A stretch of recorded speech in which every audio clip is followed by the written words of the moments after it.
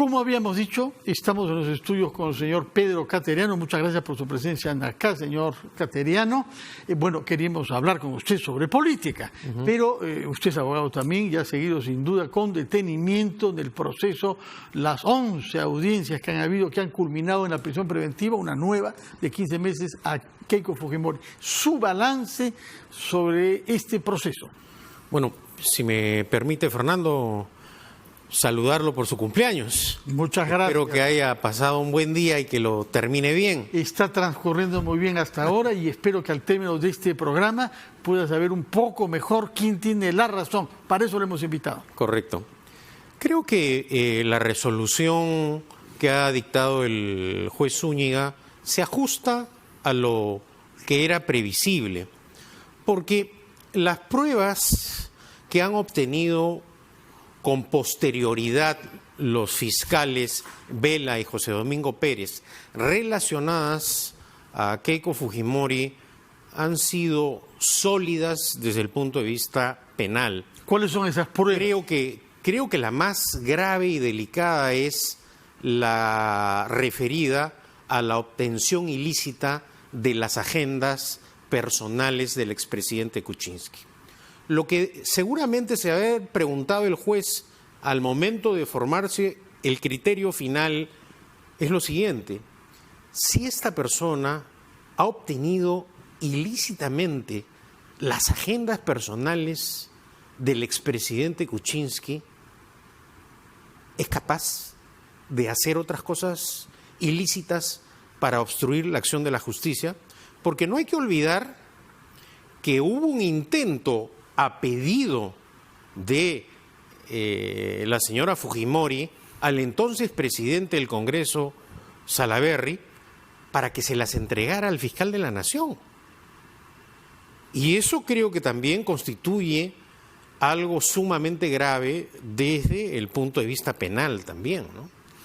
Y de otro lado, algo que también seguramente ha formado convicción en el juez es el hecho de que las acusaciones no provienen de adversarios políticos, de denuncias periodísticas, de investigaciones parlamentarias, no, provienen de gente de la confianza máxima de la señora Fujimori, del señor Yoshiyama Tanaka, del señor Salaverry, del señor Rolando Reategui, ciertamente a quienes no podemos acusar de ser adversarios políticos de la señora Fujimori. Entonces, acá también creo que estos testimonios han fortalecido la convicción del juez Zúñiga para que tome esta determinación. Keiko Fujimori ha dicho que se trata de persecución política, que no hay ninguna evidencia que no haya sido tomado en cuenta por el Tribunal Constitucional que decidió su liberación, y que se trata de un complot, no usó la palabra, pero ese es el espíritu de lo que ella dijo, entre algunas ONGs con intereses particulares, fiscales que tienen una obsesión, medios de prensa que viven de la persecución y el gobierno de Vizcarra que pretende evitar que se les fiscalice. Yo creo que estos son, diríamos, gestos agónicos, declaraciones o algaradas del grupo fujimorista casi desesperadas. Hasta ahora estamos esperando la denuncia a nivel internacional que iba a hacer el señor Tubino cuando dirigía Fuerza Popular para intentar probar ante la comunidad internacional que Keiko Fujimori era una perseguida política. ¿Por qué eso no se concretó? Porque ciertamente no estamos ante una persecución política y la acción de la justicia es algo que diríamos es fácil de advertir y comprender. Los fiscales están actuando con la misma firmeza en el caso de Toledo, lo hicieron en el caso de Alan García, en el caso de Kuczynski, en el caso de la señora Fujimori, entonces de la señora Villarán, ¿no? Entonces, creo que ese argumento de la persecución política ya se desvaneció. Por otra parte, anunció entre las 3 decisiones que tomó, hay que decir, primera de ellas, entregarse inmediatamente, es una cosa sumamente respetable, hay quienes no lo han hecho. En segundo, Bueno, eso se diferencia de su padre, ¿no?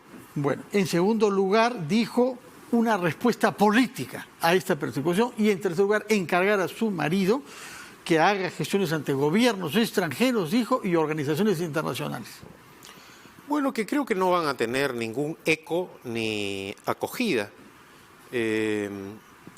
Ya, por ejemplo, hay el precedente de el fallecido líder aprista, que alegó también el mismo argumento de la persecución política y que el gobierno del Uruguay rechazó con firmeza ese argumento. Igualmente, el prófugo de la justicia, el señor Inostroza, alegó ante las autoridades judiciales españolas que había persecución política. Y tan no hay persecución política, Fernando, es que el día domingo el país ha dado una demostración de convicción democrática y de civismo, eligiendo un nuevo Congreso con el beneplácito de las misiones de observación electoral de la Unión Europea y de la Organización de Estados Americanos, donde han acreditado que las elecciones se han desarrollado dentro de un marco de normalidad que a algunos de ellos les ha extrañado, porque al margen de algunos gritos contra la señora Marta Chávez, no ha habido ningún incidente, la gente ha ido a votar, a ejercer su derecho ciudadano, a reforzar lo que establece la Constitución. Yo fui uno de los críticos cuando el presidente Vizcarra disolvió el Congreso, que el tema se llevara al Tribunal Constitucional, porque era una distorsión del procedimiento establecido en la Constitución. La votación de este domingo prueba que el pueblo ha actuado de acuerdo a la Constitución, que la disolución se ha llevado adelante sin ningún problema y que, por lo tanto, esta elección ratifica ante la comunidad internacional que en el Perú, les guste o no a los adversarios del gobierno, impera un Estado de Derecho. Bueno, veremos lo que nos dice dentro de un momento si logramos tomar contacto con la señora Marta Chávez, que sospecho que no habrá sido convencida por usted y tampoco por el juez Zúñiga. Pero puesto que usted ha hablado del resultado... Pero seguramente nunca se le va a convencer a la señora Marta Chávez ni a los fujiapristas de siempre. Lo importante es que el pueblo se ha pronunciado y considero que la votación del domingo es el principio del fin del fujiaprismo. Espérenos un momentito porque tenemos dictatorial. Señor Cateriano, hablemos justamente sobre política. ¿Usted está globalmente satisfecho con los resultados o teme, como algunos, que el apocalipsis esté acercándose a nuestro país? Lo que creo es que desde el punto de vista constitucional, el pueblo resolvió el conflicto entre los poderes del Estado, castigando electoralmente a aquellas fuerzas políticas que ocasionaron la alteración del orden constitucional, la violación de los procedimientos constitucionales, el bloqueo político y la obstrucción. Son hechos objetivos. ¿Cuál era la bandera del APRA? Vacar al presidente Vizcarra. ¿Cómo ha respondido el pueblo? Los ha sacado de la escena política nacional. Algo que hay que decir es un hecho dramático para un partido con una vigencia a lo largo del tiempo de lucha democrática que haya terminado de furgón de cola del fujimorismo en esta situación. Es un problema que ahora tendrán que resolver los apristas si continúan incidiendo en el error o este golpe electoral los va a llevar a enmendar. Pero la impresión que uno tiene, por la forma fanática e irresponsable con la que se ha manejado este partido, es que mientras los señores que ocasionaron esta inestabilidad política continúen encubriendo actos por los cuales la justicia está luchando, la situación no variará. El caso del fujimorismo es diferente, pero también es un revés sumamente fuerte. De 73 parlamentarios que tuvieron en la última elección, han pasado creo que a 11 o a 12 hasta el momento, que también refleja el repudio popular por el ejercicio abusivo del poder, por la amenaza permanente al orden constitucional que ejercieron desde el Parlamento que dominaron con los apristas. Usted interpreta el sentido de estos resultados desde el punto de vista de la disolución, pero no hay una bancada que defienda al gobierno. No hay ninguna bancada que defienda al gobierno, hecho que también desbarató la acusación de los fujimoristas y apristas que sostenían que estábamos frente a una dictadura vizcarrista castrochavista, en donde el gobierno ni siquiera presentó lista al Parlamento, ¿no?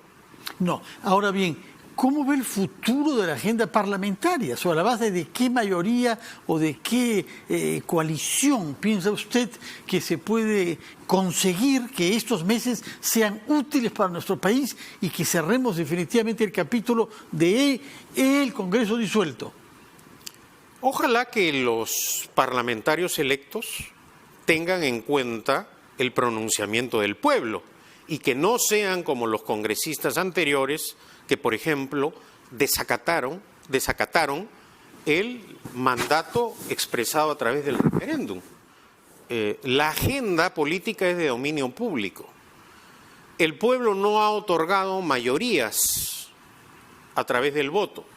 Por esa razón, las agrupaciones que han llegado al Parlamento están obligadas primero a dialogar y luego a consensuar, porque a diferencia de un Parlamento normal que inicia sus funciones, el plazo va a ser para completar el periodo del disuelto y entonces tendrán que actuar, yo creo que de acuerdo a las circunstancias históricas del país que demandan precisamente en este momento acometer tareas de interés nacional. ¿Cuáles son esas tareas? Por ejemplo, los temas de la reforma pendiente, la elección de los magistrados del Tribunal Constitucional, la remoción de los directores del Banco Central de Reserva designados por la mayoría fujiaprista. Pero ¿por qué habría que removerlos? Bueno, tienen un mandato. El señor Klimper puede permanecer, habiendo sido secretario general de Fuerza Popular, testigo presencial, operador político de la señora Fujimori en el Banco Central de Reserva, donde uno de los requisitos es la idoneidad. Yo creo que eso lo tendrá que evaluar el Parlamento, pero desde el punto de vista político es inaceptable. ¿Qué otras cosas tiene que hacer? Bueno, tramitar las acusaciones constitucionales contra los funcionarios que encubrieron los fujimoristas y apristas. Es decir, ¿cuáles Por funcionarios? ejemplo, el fiscal Chávarri. El fiscal Chávarri fue protegido, ¿cierto?, por esa mayoría. No puede ser posible que en el país continúen en sus funciones fiscales que todo el país ha escuchado, que empleaban códigos mafiosos sobre temas referidos a la acción de la justicia. Esas son tareas que tiene que enfrentar el nuevo Parlamento. Y vamos a ver cómo responden ante la confianza ciudadana. Usted es un liberal, Pedro Cateriano, y es consciente de la desaceleración que está atravesando nuestra economía. ¿Qué se puede esperar de este Congreso para ser útil en una agenda que impulse el desarrollo de nuestras fuerzas productivas? Bueno, hay varios temas. Uno de ellos el minero, pero yo no sé si va a alcanzar tiempo para un debate amplio sobre algo que en alguna oportunidad hemos conversado: la participación de las comunidades mediante accionariado difundido en los beneficios económicos de los proyectos mineros, por ejemplo. Que ¿Las tesis de Hernando de Soto, más o menos? Bueno, no son las tesis de Hernando de Soto, fueron las tesis que planteó Mario Vargas Llosa en su campaña presidencial. No nos olvidemos de su lema, un país de propietarios. Bueno, y creo que ese es un tema central. El país no se puede permitir el lujo de parar los proyectos mineros. Hasta ahora estamos operando dentro de parámetros de estabilidad. ¿Por qué? Porque la inflación está controlada, porque hay responsabilidad en el manejo económico en términos generales, pero el país requiere crecer. Y para crecer y poder distribuir riqueza para erradicar la pobreza, se necesita la inversión nacional y extranjera. Antes de que nos mientras ello no ocurra, el problema va a seguir ahí. Antes de que nos venza el tiempo, usted se ha referido al tema minero como sector privado, pero hay un problema con el sector público. ¿Por qué la ejecución presupuestal es tan baja, pese a los esfuerzos que se han hecho estas últimas semanas? Bueno, creo que hay una responsabilidad del gobierno que comienza con la designación del expresidente del Consejo de Ministros Villanueva, que demostró una impericia política. Y creo que falta una gerencia del Estado adecuada para lograr los objetivos presupuestales. De acuerdo. Usted está expresando un cierto optimismo respecto del resultado de las elecciones, pero hay personas que se han inquietado mucho ante la aparición de fenómenos que no habían sido previstos, como la alta votación obtenida por el FREPAP y por la UPP. ¿Cuál es su visión de lo que significa la presencia de estas fuerzas políticas en el nuevo Congreso? A ver, el Congreso es el reflejo de un país. De la noche a la mañana, de manera automática, no va a cambiar la condición de nuestros parlamentarios. Lo que sí espero que se modifique es la conducta política, es decir, que no actúen casi delincuencialmente, como en muchos casos actuaron varios de los parlamentarios disueltos. Eso es, y en eso tenemos nosotros los peruanos que estar vigilantes. Pero hay otros aspectos como el cambio de las agrupaciones políticas que responden también a una realidad que no hemos querido ver y que la propia izquierda tampoco quiso ver, que es, por ejemplo, lo que ha acontecido en el sur del Perú con la aparición de esta votación ahora en favor de la UPP, o el caso del FREPAP, que refleja también un voto de protesta, creo, o la irrupción del propio general Urresti en Lima como la primera fuerza política, que tiene varias explicaciones. Tal vez la primera de ellas, conectar con la gente, es decir, un ministro que baja al llano y acepta ser jefe del serenazgo de una municipalidad. Y luego, en la campaña, con olfato, él enfrenta con firmeza al fujimorismo y al aprismo, mientras otros partidos actuaron con tibieza.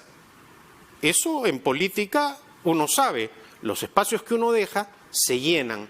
Y eso ha permitido también, con, diríamos, el hecho de que en simultáneo no se hayan realizado las elecciones presidenciales, que siempre jalan a la lista parlamentaria, que hayamos tenido estos resultados electorales. Pedro Cartariano, muchas gracias por sus explicaciones, tanto sobre el anuncio de la prisión preventiva a Keiko Fujimori como sobre los resultados electorales. Vamos a tratar, después de la pausa, de comunicarnos con Marta Chávez, elegida como cabeza de lista de Fuerza Popular, y también hemos invitado a dos abogados especialistas en la situación judicial de nuestro país y en temas penales para que nos den su punto de vista sobre la decisión tomada por el juez Víctor Zúñiga respecto de Keiko Fujimori. Vamos a una pausa primero.